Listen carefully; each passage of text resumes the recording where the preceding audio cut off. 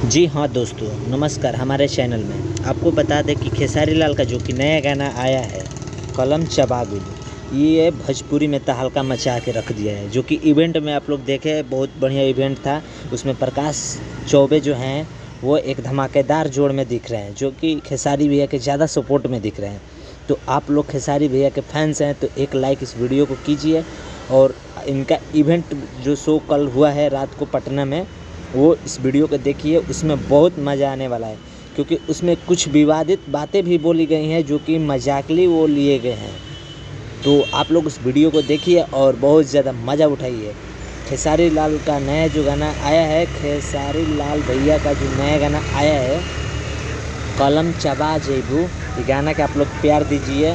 और बहुत बढ़िया कि हुआ कि 8 घंटा में 2 मिलियन क्रॉस हो गया। तो आप भी खेसारी फैन हैं तो आप भी इस वीडियो को लाइक कीजिए और एक सब्सक्राइब कीजिए और ऐसे ही नए धमाकेदार सुनिए।